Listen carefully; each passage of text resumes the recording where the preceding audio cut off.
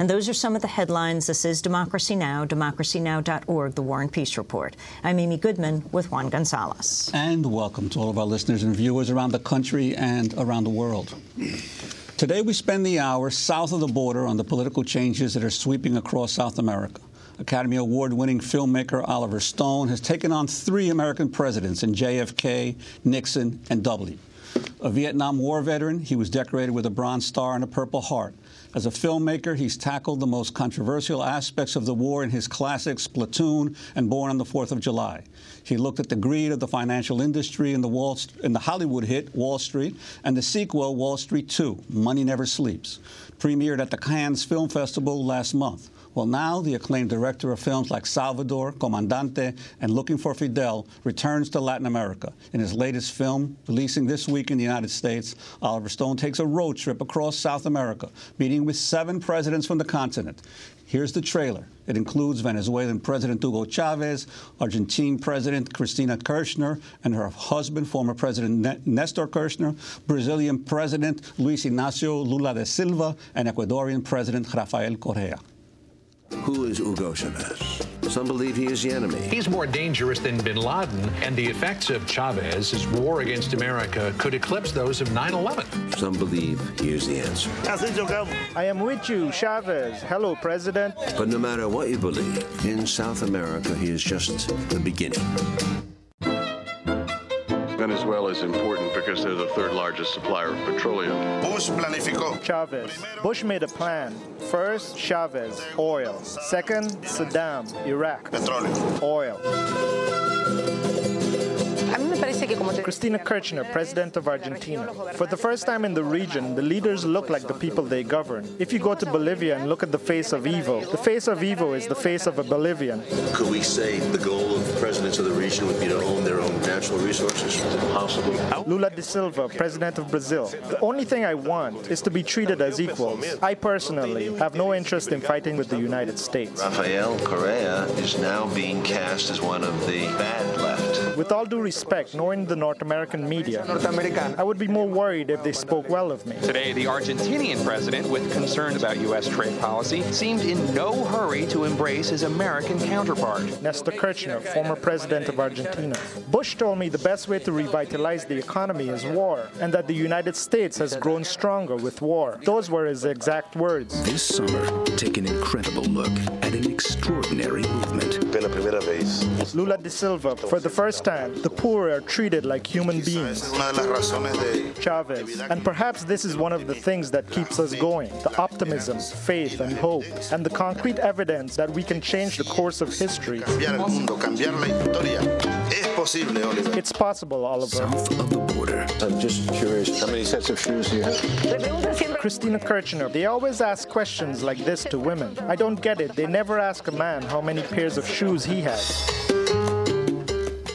And that was the trailer for Oliver Stone's South of the Border. It's being released this week in New York, south of the border. The leftist transformation in the region might be ignored or misrepresented as nothing but anti-Americanism in the mainstream media, but the film seeks to tell a different story. Released in Latin America earlier this month, opening here in the United States this week. Award-winning director Oliver Stone joins us here in New York, and we're joined by the acclaimed writer and activist Tariq Ali. He co-wrote the screenplay for South of the Border with Mark Weisbrot. We welcome you both to Democracy Now! Oliver Stone, welcome for the first time to Democracy Now! It's good to have you here. Talk about why you chose to make this film.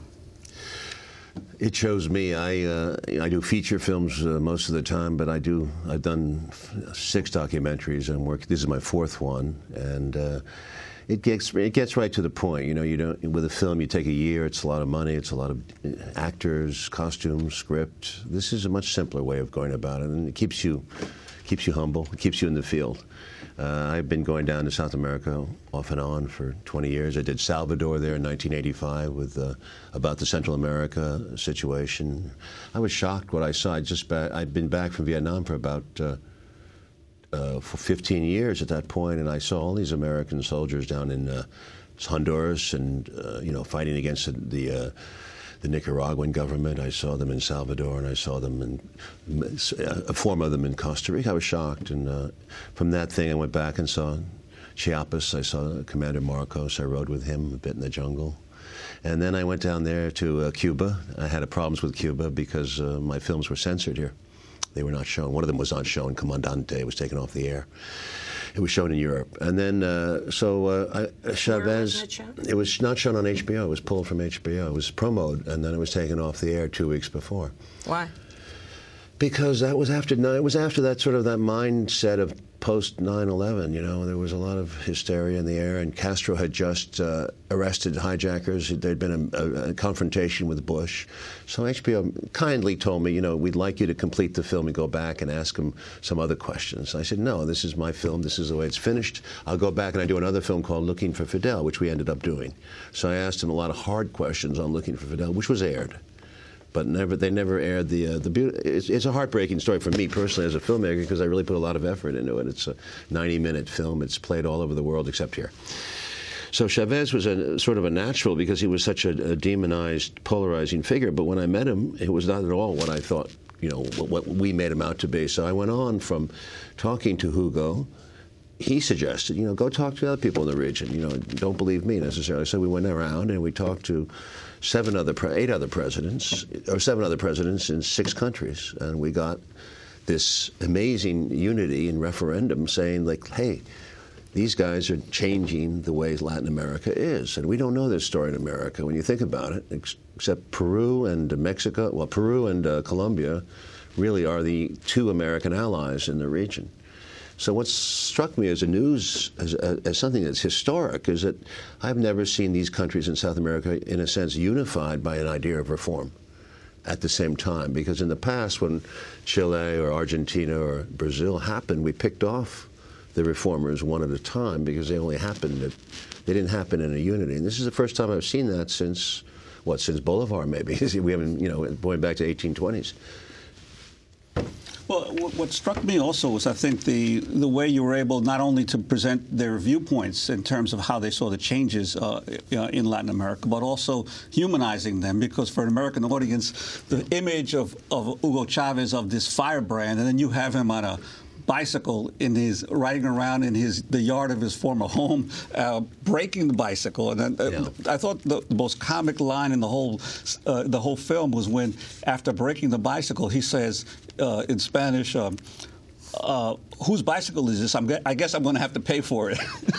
Listen, he's not rich. His father's not rich, and he was also a military man. And he comes from a poor family, and he is what he is. He works for the people. I've never seen a man work so hard. I mean, he really cares. So do all of them, by the way. Every single one of them I met was elected duly, democratically, which Americans don't know, and they serve the people. Unlike a lot of the oligarchs and dictators who ruled prior, and we support it. But we're against these people. That's what amazes me. What is it about America that needs enemies and makes enemies out of these people who are reformers in their country, whether it's Allende or the people in Argentina or Brazil, or Torrijos in Panama, or the list is long. You know, why? Nicaragua. You also center in on the IMF and the role of the IMF, which, again, most Americans know little about the operations of the IMF around the world. Yet in most other countries in the world, the IMF is well known. Mark Weisbrot was with the Center of Economic Policy and Research, and he's a co-founder of that, and he brought that element into this. It's very important, and obviously Americans don't care about economics as much. It's hard to follow, but Mark points out that in the 1990s, there was about $20 billion in loans from the IMF to Latin America. Now there's about $1 billion, which is interesting. They got rid of it. And Nestor Kirchner of Argentina is a real hero here. He did technically default on the IMF, but then he paid them off.